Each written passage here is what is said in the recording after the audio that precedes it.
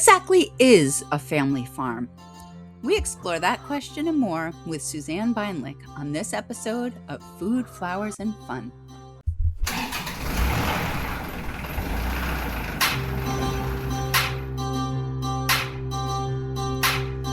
If you're the woman who does it all, farm work, housework, bookwork, homework, getting up at the break of dawn, this is the podcast for you. How do you multiply by fractions now? Get away from the cares of the day. Free stock, root stock, feed stock, seed stock. Chat with women around the world who raise food, flowers, and fun. With your host, Kay Castrataro. That's me.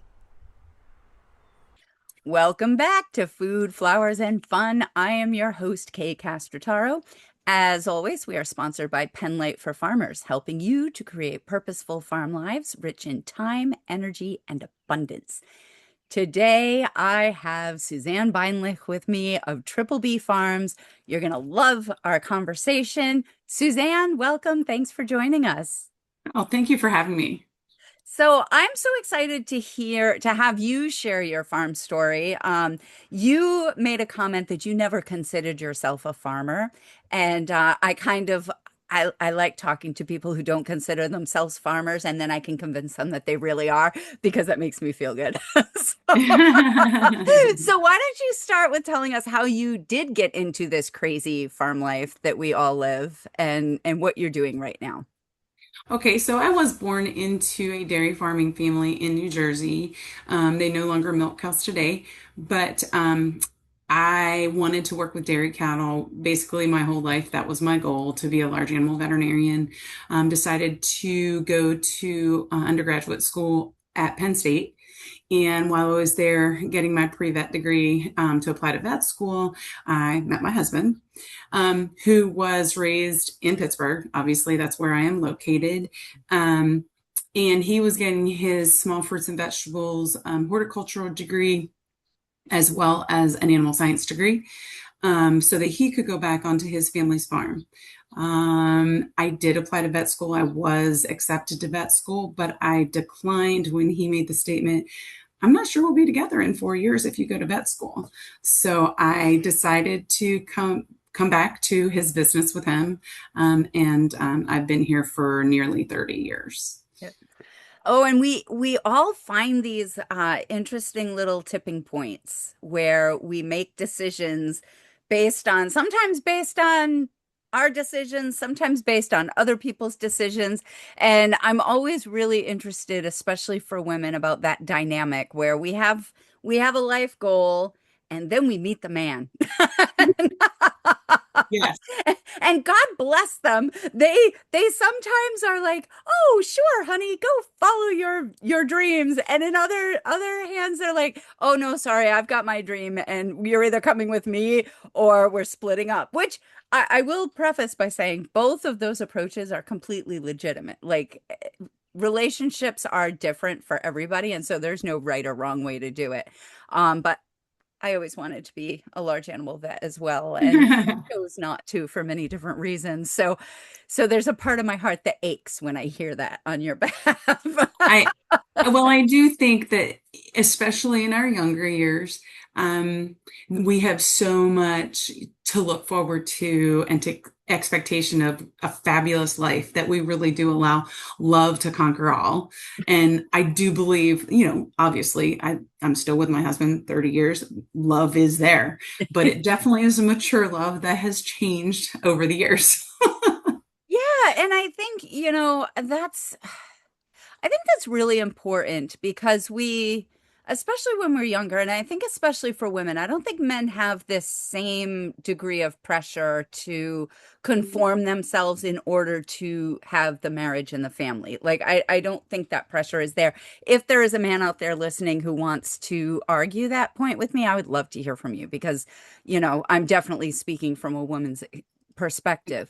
And I was one who got married later, and still looking back, it was interesting, some of the choices that I made in my 30s for, love conquering all, and then ending up divorced. And so I think for women, what I'm trying to tell my daughter, at least, is that, you really have to kind of think about yourself without the man, because even if you end up marrying the man, you might stay together, you might have the longevity that you and your husband have, and that's amazing and that's a gift. And you might not. And so if that falls apart and all you've done is live for and with the man, then when the man either dies or leaves or does whatever else happens, all of a sudden you've got to like try to figure things out on the fly with no prior expertise or background or any of that. And Yes. I think that's really challenging. So I do think you're 100% accurate. I have three older daughters and a young son who's a senior in high school. And while I believe I have tracked them maybe appropriately for independence, I will say at this point, because they're about 25 to 20, the three girls are, I am reaping the independence that I built into them. And I have one finishing medical school like within 6 hours away. I have the second currently sitting in Ecuador doing whatever it is she does when she travels all the time. Wow. And I have another who goes to undergraduate school 12 hours away. So while I think that I have definitely fixed them for an independent lifestyle, I miss them. And it's hard as a girl mom to be like, oh, yeah, go on, think about this, you need to have this, this, and this. And if a man comes in there, you'll feather that in and it'll all work out great. But at the Yeah. same time, it's a struggle as a mom wanting to see your girls. Yeah, oh, I definitely see that. And I'll say that for both of my kids. I have a 12 and a 14-year-old. My 14-year-old is the boy. And the two of them, I have intentionally raised them to speak their mind, to be able to disagree with mom and dad, which because of the relationship that I have with them and the reasons I've decided that I want them to be able to speak out, there are tensions that come with that. Like kids say Yes. things to you that you don't want them to say. They're going to disagree with decisions that you want them to make. They're going to ask why a whole heck of a lot more than I did as a kid. Like Or, even or as a they'll, teenager, my parents would tell me to do something, and why was not the first question that I asked, because why was not accepted. It's you do what you're told. And my kids didn't really have as much of that. Like in the really important things, it was you do as you're told. But as yes. far as anything that was character development, even we run into it even with issues of faith, where it's like, I am not going to force you to follow the faith that I believe with all of my heart and soul. Like, I am not going to tell you you have to do X, Y, and Z, because if it's not coming from your heart, then what's the point? So I can like create this outward form of obedience, but if it's not coming from the heart and the soul, Correct. then have I really done any good, or have I just created a hypocrite, which is Yeah. exactly what I don't want to do. So it does, as a parent, if you're going to provide that kind of independence for your kids, you're gonna have to take a lot of deep breaths, and you're Yes. gonna have to allow them to make a lot of choices that you're like, I Well, don't my want favorite, that choice. yeah. Well, my favorite is when I make a choice for me and they question that. With, Mm. you know, until you've walked the 30 years that I've walked in my life, I am going to let you think that what I'm doing is wrong. However, we need to talk again in 30 years. And we're going to see what you're feeling then. Yeah. Yeah, so let's bring this, because I think this is really important, especially in farm families, because women in farming have so much that men in farming just don't. Like we do have this pressure to conform. We do have this expectation to kind of put ourselves on the back seat in order to, support the farm, to support the farmer if we are the one who married into a farm family. And then we've got this whole kid thing. Like, do you make them work on the farm? Do you not make them work on the farm? Do you pay them? Are they considered, just this is part of growing up on the farm? Like, there are all these decisions that people make. So tell me what that's looked like for your farm life. So, I, basically slid right into the role of what I think most of us do, which is managing the farm market side of things. That would be the retail side, while he did all the growing. Mhm. He, of course, growing leads into a little bit more of the wholesale business. So while I maybe helped with the wholesale business, he did most of that. But the retail and the entertainment portion, that management basically comes down to me with the sense of all the ordering, all the management of employees, um, and just the day to day. Now, we are open only for a 6 month business. So during the winter, my time is much more free, where, when the growing season is not working for him, he does more of the maintenance and the machinery work and that kind of thing. We are lucky enough to have our in-laws who are still involved a little bit, and they still pay all the bills and write the checks for us and manage the money side of things. He does a little bit more than that now than he has in the past. I also took on the same role that most of us have at the home, where, I'm chief cook and bottle washer for the house. The yard definitely doesn't get enough attention, all the laundry, anything else that has to happen, grocery shopping, banking, paying bills, sending emails, whatever that may be, on a personal level as well as a business level. So Yeah. for most of us, that's where we sit daily, I think. Um, we did make all of our children work for the business. We did pay them. This Yes. was their first job. Most of them started between ages 10 and 12, probably. Yep. And it was, easy little payments here and there. And once they hit 14, they went on the books and they worked hourly the way all the rest of our employees did. Yep. And I will say all of them could manage this place here if they ever wanted to. Mm. None of them will probably want to, but that's okay. They got their start here. They know what it means to work hard. They know what it means to not have dinner on the table, go home and have to deal with that. They know what it means to go grocery shopping and balance their checkbooks. Not Yep. that any of those children write checks today, but um, they all get it. It is Um, a disappearing art form, the whole writing a check sort of thing. I find myself sometimes I'm like, when was the last time I actually used my checkbook? Like, correct. That is correct. Not very often anymore.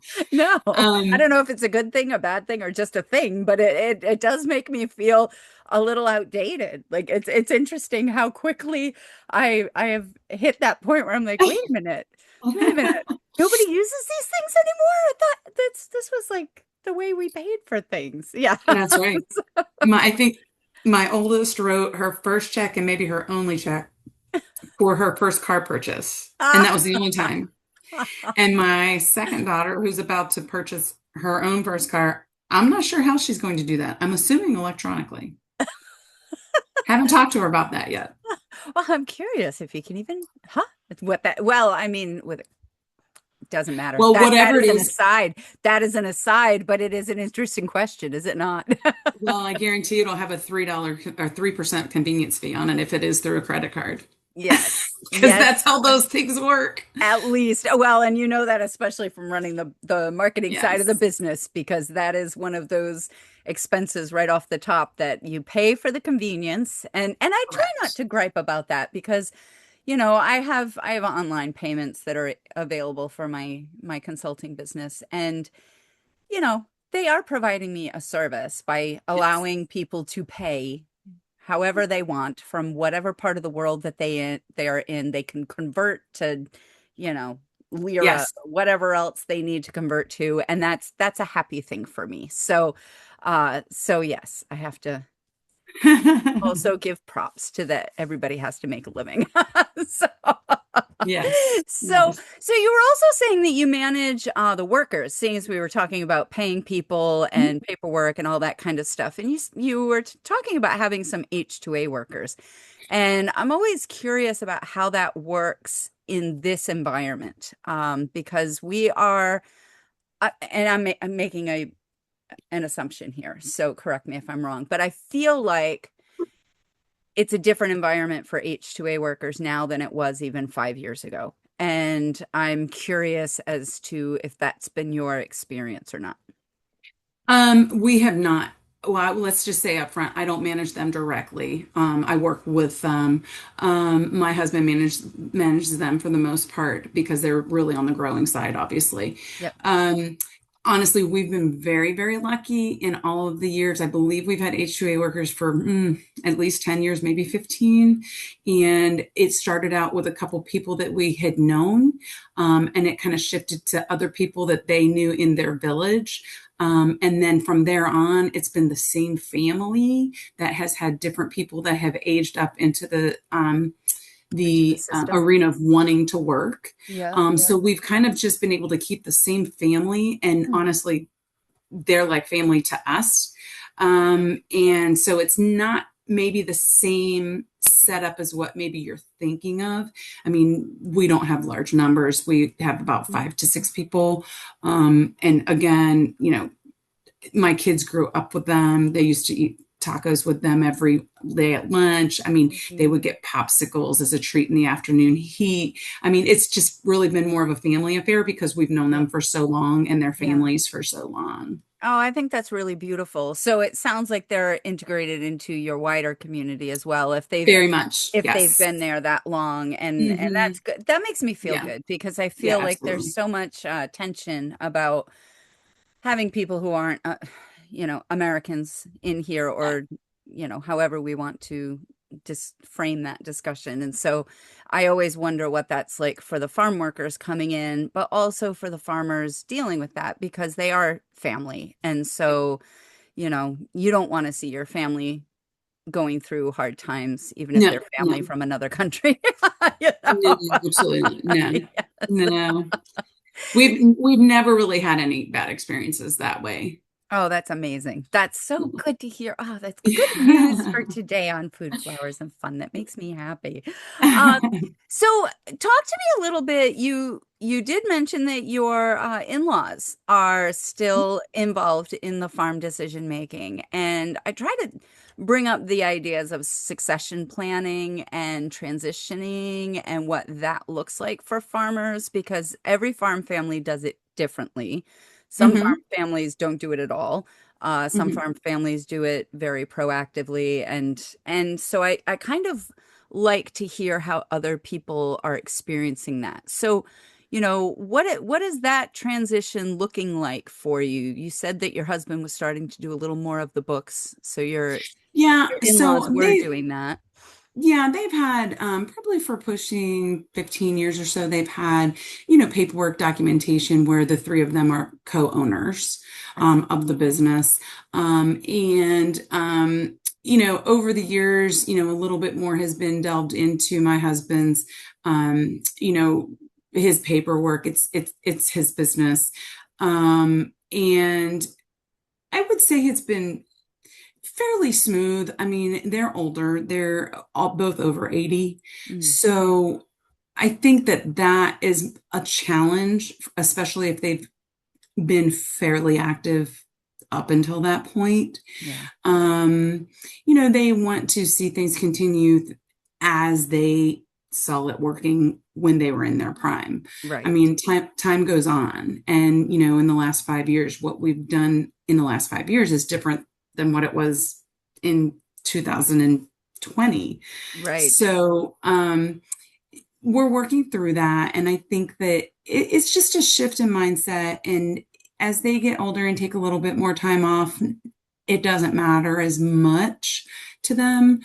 Maybe we don't discuss it quite as much as we Mm, used to, what comes up and what changes. yeah, Um, so I would say our transition is fairly smooth. that's good. Um, we don't know. I highly doubt I will have any children return to the farm, so we don't know where that goes, Sure, ultimately down the road. sure.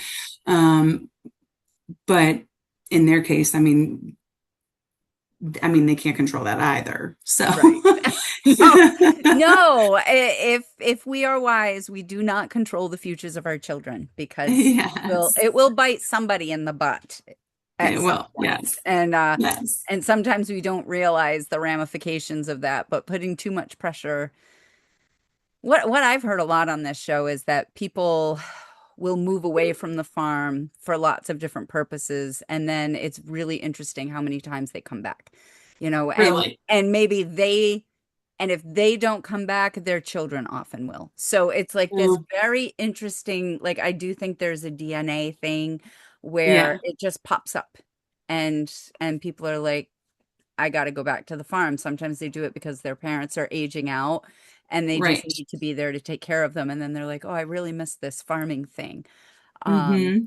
but I want to kind of hop on what you were saying about the farming changing in the Hmm. last 5 years. So can you Hmm. talk a little bit about that? Because I think change in farming is both very stressful for farmers, and I think it's also essential to a successful farm. I think the Hmm. farmers change, the markets change, everything changes. And so if the farm business tries to stay the same, Hmm. I think it can be very detrimental to everybody. So, can you talk about some of the changes you've made over the last few So years? yeah, so when we arrived to go into business with his family, his dad had actually worked at the U.S. steel plant in Pittsburgh till for about 25 years when he decided to retire from there and farm because that's truly what he wanted to do.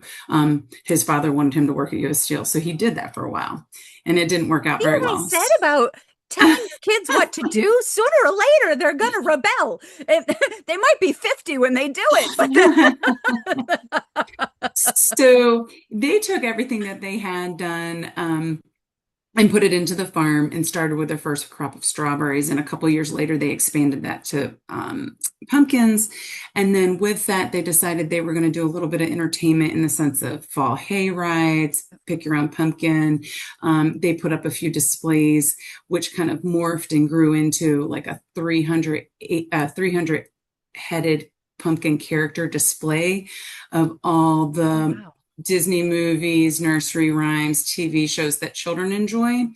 So we So kind are of, they jack-o'-lanterns that you do, no, or are they they're like actually painted painted? pumpkins, yeah, that Painted we put up pumpkins. every year.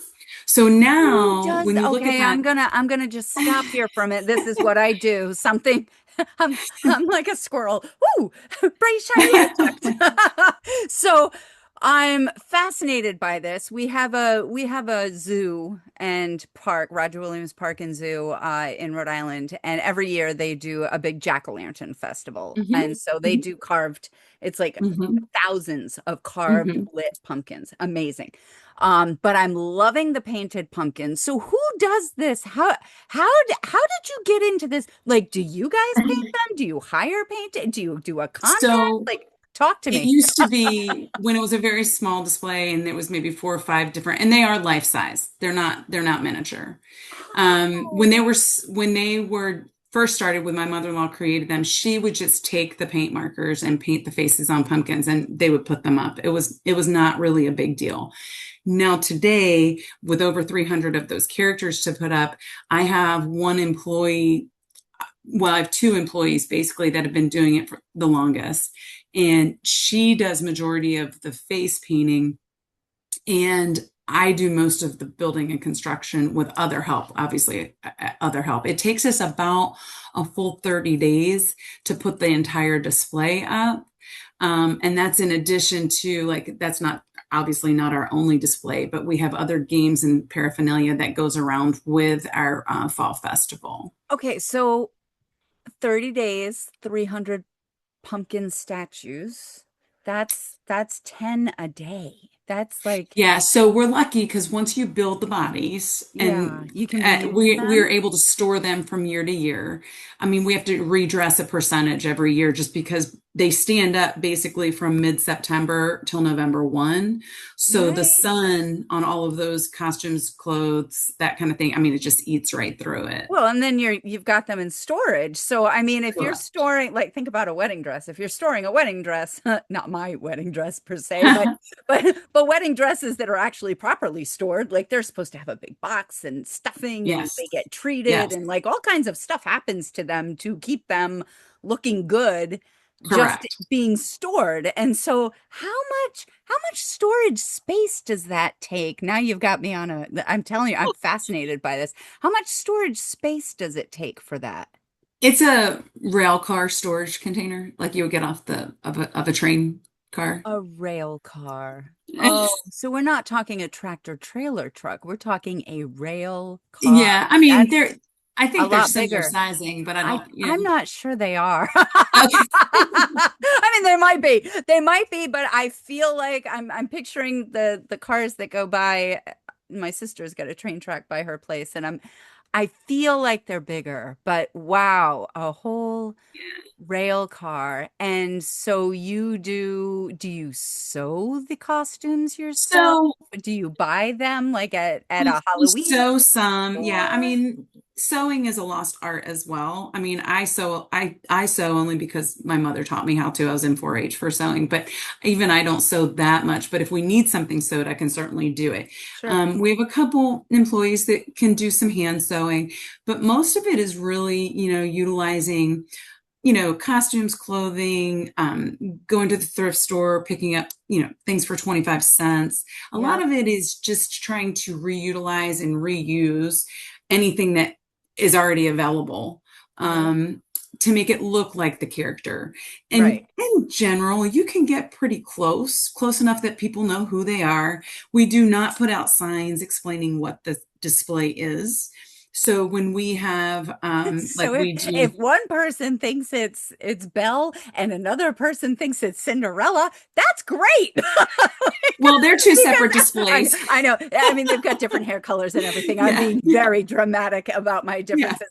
And note the time period of the Disney princesses that immediately yeah. came to mind. But But the idea I'm is not it doesn't dating myself. it doesn't even matter whether the adults get it because the whole point is for the adults to be doing things with their children and the children always get it. The Ah, children know the characters. They can tell their mom and dad who they are, their aunt and uncle or grandfather, whoever they're with, yeah. and the children will know who they are. Oh, that's spectacular. So I love that. I love that. And you said that that was your mother-in-law's idea, and she started with about four of them, huh? Hmm. So, okay, so you seriously expanded that. So I'm hearing that like the pumpkin world and the fall, like you've got a very busy fall crowd. We So do. what else did you say you do during the fall? So we obviously have the pick your own pumpkins. We give hay rides. We have a very large game area, which we call the farmcade. We have farm animals and like how a farming learning area. We also do have two giant jumping pillows, which is like a trampoline in the ground so you can't fall off. We have two corn mazes. We have two giant slides, one that goes underground, one that goes above the ground. We have a So rope whoa, maze. stop with the slides too. So how do you do an underground slide? Tell me about this. How did you So guys figure that out? my husband had an excavator come in and basically build a hill, and then he laid down a drainage pipe, and then he covered it with dirt, and the other one we put over top. So they're side by side. So one you race people, one underground or one overground to see who is Who goes faster. fastest? And do you have, I'm assuming that one is generally faster than the other, but is that the truth? It is Depends on how much armor all you put on Are you greased up or are you not? Are you willing to go down like a greased pig, or do you want to them. actually be able to stop yourself at the bottom? Yes. Oh my gosh. So that's amazing. And the farmcade, so you've got all the games, and then you said you have like an educational aspect as well. What is that like? So, the educational aspect comes from my mother-in-law, who was a former elementary school teacher. So, when they started the business, she said the best way for us to get our name out is for her to do like a school tour of agriculture. So, in the spring, she teaches children how to grow different plants, Yep. and we start with Yep. strawberries. So, she focuses on strawberries and how important the bees are to fruits and vegetables and pollination. Yep. And then in the fall, she does a school tour based on harvesting and, pumpkins and gourds and winter squash and different things like that. Yep. And so we usually have about 5,000 school children in the month of May and in the month of October come and do their school field trips here. And it's just a good way for people to connect where their food comes from to a farm because Yeah. most people don't because they go to the grocery store or Sam's Club or wherever they Yeah. shop. And then the upside is it's not just a day of learning for all the students. They get to come here and do all the playtime activities as well. So Okay. most kids remember that ultimately on their school field trip. Oh, of course they do. Yeah. Oh, wow. I love that. I think the educational component, because I actually was very involved in my parents' farm's agritourism business. We had a team of draft horses that I drove. I designed the tour. I gave the tour. I did all the stuff. And so, and I was also a teacher. So I have that if you're gonna come to the farm, you better learn something attitude to it as well. And yeah, it was amazing what the kids could learn, how much they could be introduced to and retain, because I actually used it for my master's thesis. We did like because why not, right? But to look at how much they actually retained of content that I was 100% sure they had never gotten before because it was our farm specific content. And it was amazing how much they remembered, how much they enjoyed the whole experience.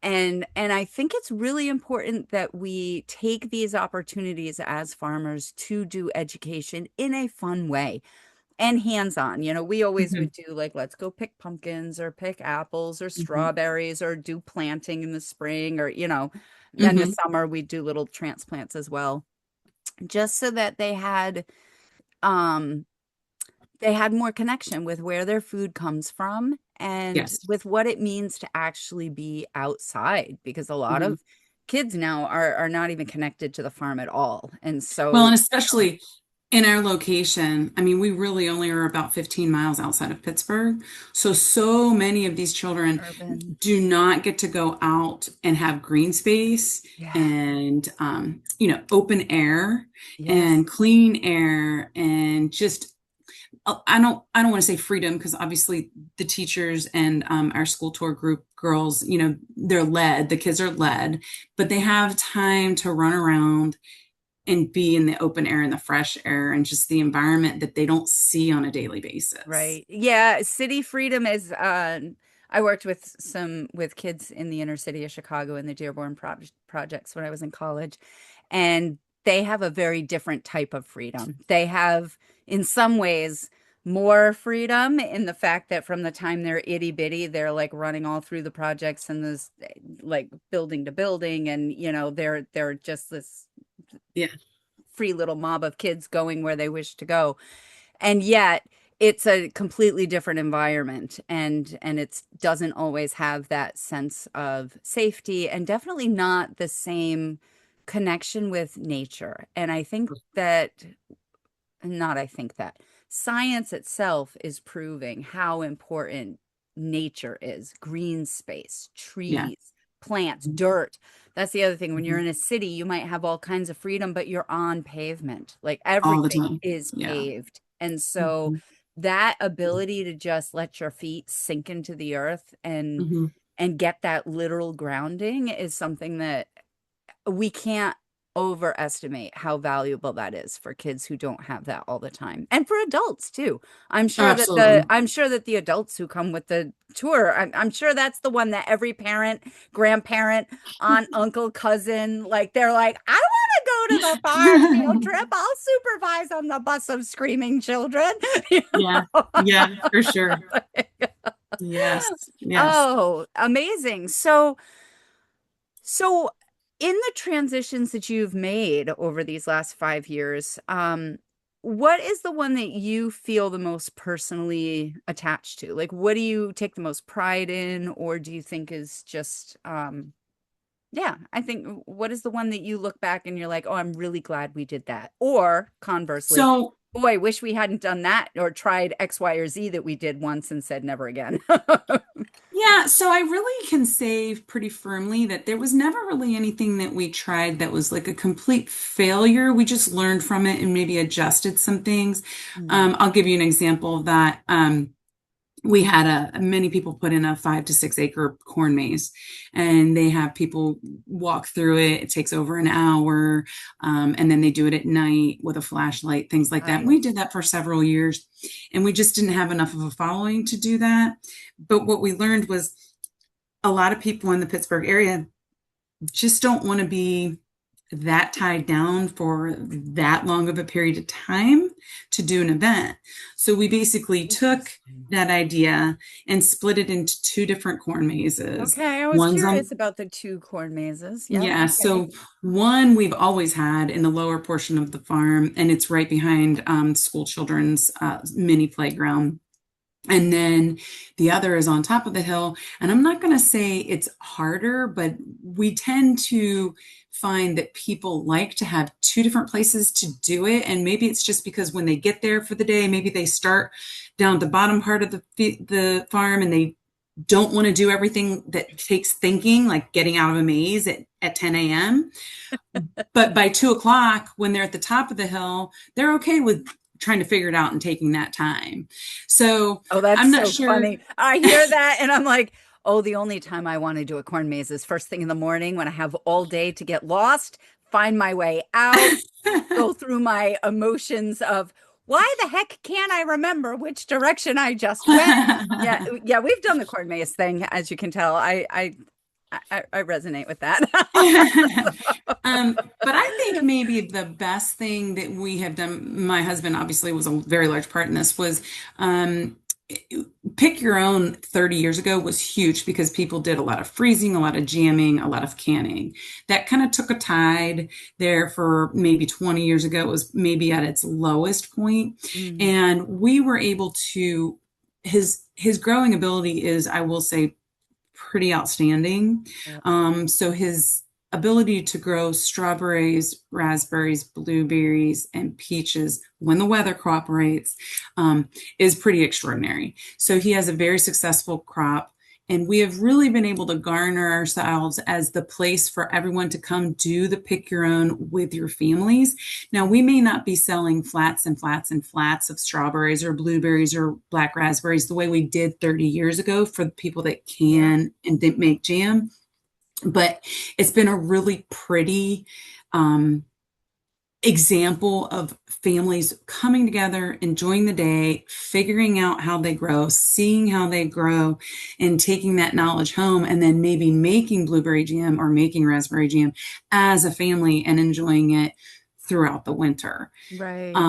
Another crop that we started, and then I think it's been almost 10 years ago. It's hard for me to believe it's been that long, but planting flowers and doing cut flowers, specifically sunflowers. We also have a ton of zinnias, celotias, ageratum. Um, I can't remember the whole list right now, but that has turned into, again, another daily activity. We're able to offer it most days, almost all day, depending on the weather. Some people come whether it's raining or shining. Yeah, They purchase a interesting about vase. that, right? I've seen that with Yeah. the flower crowd that some days the days that you think are going to be the biggest turnoffs, like they're rainy and gray or Mhm. drizzly, and you're like, nobody's going to come out today. And here the women come and they've got Yeah. their, some of them bring their own clippers, their own buckets, and they're like, oh no, I know exactly what I Yeah. want. And there they go. So we offer a vase, and it's a very pretty vase. It's not something breakable. I mean, it's metal, but it comes with a liner. They Oh, go out there. nice. They can pick them as tall as they want, as wide as they want, as short as they want, whatever they want to do. They fill it, stuff it for one price. And we have couples, we have families, we just have grandkids or, toddlers.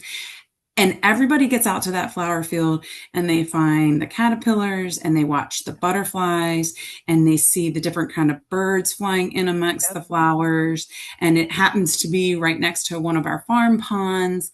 And I just think that it allows people who maybe don't do gardening or don't have flowers at home or don't have time to just see what could be out there and how Yeah. beautiful nature actually is. Yeah. Oh, I totally love that. So there's so much that I'm hearing in this, and one of the things I'm definitely picking up on is the shift in markets over time because like you, I mean growing up on a multi-generational farm that was originally primarily apples and like sweet corn and small vegetables. So our apple business was ridiculous. And it was the kind of thing where you would have people come and they would buy bushels. Yes. They'd go and pick bushels of apples and they'd come back multiple times throughout the season. They'd do the same thing with the strawberries. You'd have the people come, they'd get these big flats. They'd come one week and they'd come like every week throughout Yes. the entire season. And they were buying quarts and quarts and quarts of Yes. strawberries because they'd cut them up, process them, and do that kind of thing. And tomatoes. We had a huge canning Yes. tomato industry where, and Yes. especially we're in the middle of like an Italian neighborhood. So you want to talk about processing food. Like if there's anybody who knows how to Yes. process food, it is the Italians and Portuguese as well. So we have Italians and Portuguese. I am neither of them, though my children are now both Italian and Portuguese. But I was neither of those. But they do so much home cooking and they Yes. do it from scratch. And Yes. over the years, that trend has definitely gone the way of the dinosaur. And so you'll Yes. get people now, instead of coming every week, they come once a year. They come Hmm. and they do their strawberry picking, like you said, with their grandkids. They Hmm. come, they pick one flat. They Hmm. don't even fill them all the way because the kids get tired and they're like, oh, it's Yeah. not fun anymore. It's too hot. But that's okay. They just came, they did the experience. And for some farmers, that's really frustrating because they're like, we're here to feed people, and now they're just here to be entertained. And yet, it's really valuable that they're coming out to the farm and getting Yes. even a little bit of food that they have actually picked themselves and that they Yes. go home and they have to process in some way, even if it's just rinsing them off and eating them whole and realizing that the Yes. strawberry that they picked at your farm does not taste anything like that strawberry that they got at Stop and Shop last week, because For sure. one of them is chock full of yummy sugars and the other one tastes like cardboard. Sorry, That's Stop and Shop. correct. It's not your fault. It's the realities of storing fruit. Correct. It's not their fault. but, That's 100%. but it is the reality. And so to have them come out and do that is amazing. And it means that we have to shift our growing practices. Hmm. We reduce, like a lot of farmers end up reducing the amount of acreage they have in actual produce, but you can still make as much money if you're doing that agritainment kind of thing, or agritourism, however you want to, label Right. it. And so and providing a very valuable service. I think that's the important thing that we have to realize as farmers, is that our service potential is different than it used to be. Like it used to be just our food service, or for Right. floral growers and ornamentals, our beauty component. It's not just that anymore. It is actually giving people a taste of a life they've never had.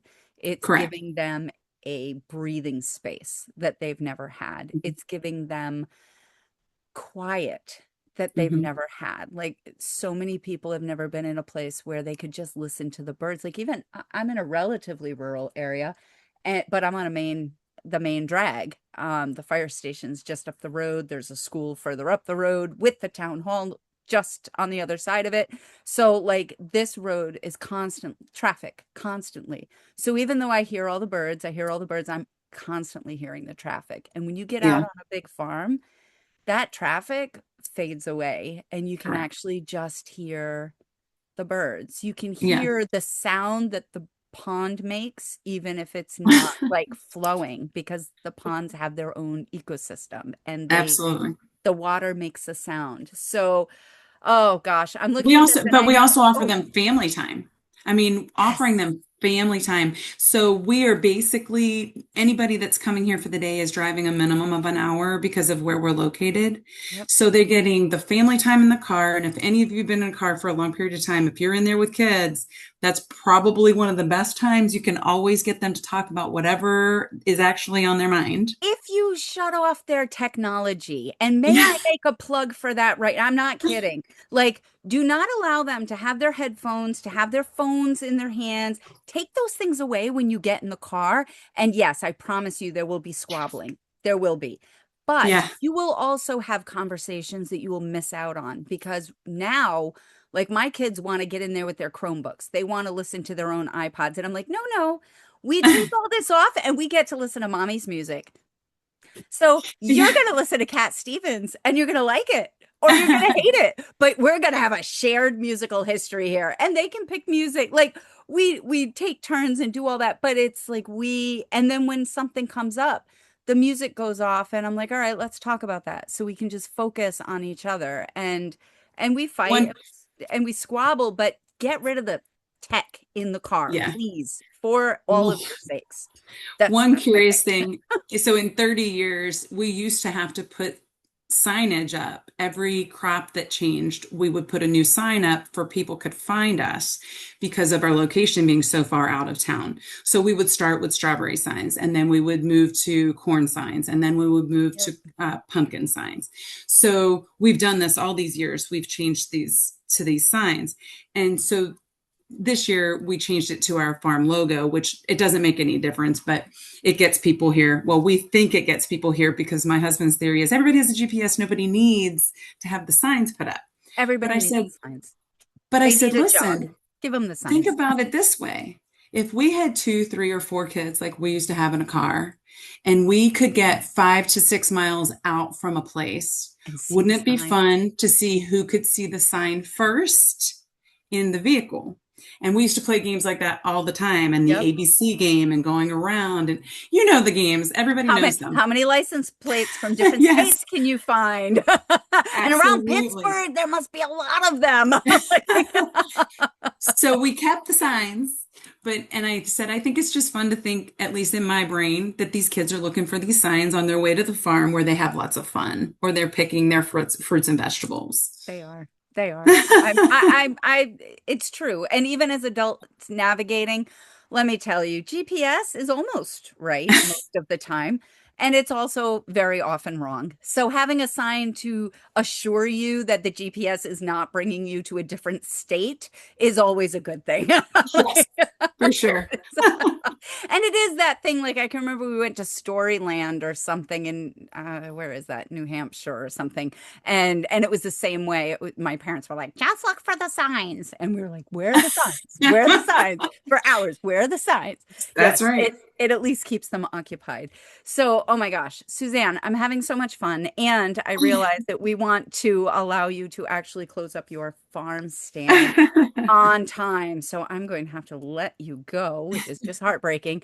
This has been so much fun. I love all of the cool things you are doing, especially with your fall, like your whole fall experience is really really clever. There's a lot of very clever stuff there and it seems so intentional because it really is tied into that whole family experience. Like you can tell all of the activities that you have there are designed to help foster that family time and I think that's a really beautiful We like to quality tell of your all the farm. adults, we like to tell all the adults that complain, believe me, it'll be a lot more fun if you go down the slide with your child or racing them. Right? Everything we build is for adults and children to enjoy together because Yeah. so much of that time of togetherness is limited nowadays.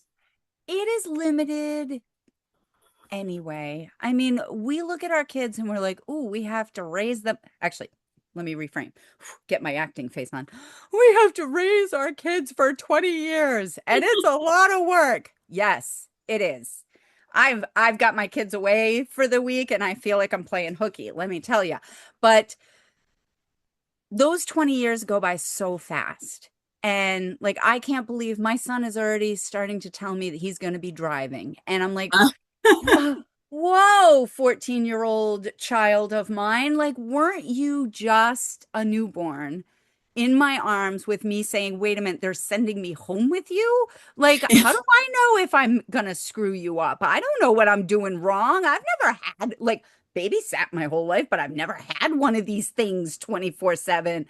You Yes. know, like, and it's 14 years goes like that. And so As sure as I sit those here, those I will little tell you, memories, those little yeah, memories are the ones that matter because those kids remember the darndest things. Like they do.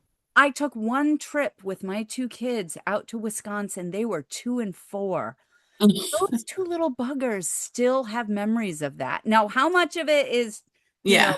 shared, like, because we've talked about it, So, but they yeah. remember things and they're like, didn't we do this? And I'm saying, how do you even remember that? I forgot that we did that. And yes, we did that. So, Mhm. so parents, yes, definitely invest in that. But I'm gonna get you too late, so I better stop. And I'm gonna ask you to wrap us up with my signature question. So if Oh, you okay. had, don't worry, it's not too bad. How much is 2 times 5? No, no, just kidding. No math on this show. Um, what is my signature question now? Oh, right. If you had one piece of advice that you thought every farmer should know, what would that be? Um, so it may not circle back to my business as much as it would be circle back to your family and take the time.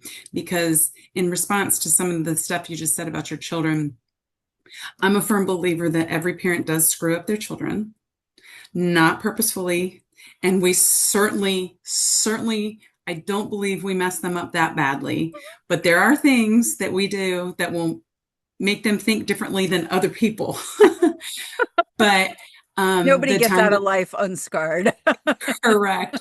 But I think the time that you think you need to worry about everything in your business, you need to make that same effort in worrying about everything that's going on in your family and home life. Um, because believe me when I tell you, once they're over 20, 21, and they're starting to do their own thing and living away from you, you think you pray a lot carrying the diaper bag and making sure they're safe and giving them the bathtub rounds and not making sure they don't drown. You wait till they're out on their own because you will be praying more than you've ever prayed before for safety. Yeah. Yeah, because then every illusion, and I use the word illusion very intentionally, every illusion of control over their safety that you thought you had is now shattered because On. they are so far beyond your reach, and it doesn't matter if they answer every text on time the minute you send it, which if they do, that's probably not great either, but it's okay. But even if you're that connected with them, yeah, they're still they're free birds, and it's a Take your time to be at home. It's worth it. yeah. Oh, I love that. Thank you so much, Suzanne. This has been Thank you. so wonderful, and we didn't even talk about, your self-care of working out and doing all that kind of stuff. But we'll just have to have you on again, and we'll talk Well, you about let me know. other aspects of farm life. So thank you so much. Thank all of you out there, and we will see you next time on Food, Flowers, and Fun. Bye. Thank you. How do you multiply by fractions, Mom? Farmworks calling, our show is all done. Goodbye, farewell, so long, adieu. See you next week, same time, same place for Food, Flowers, and Fun. Go in peace.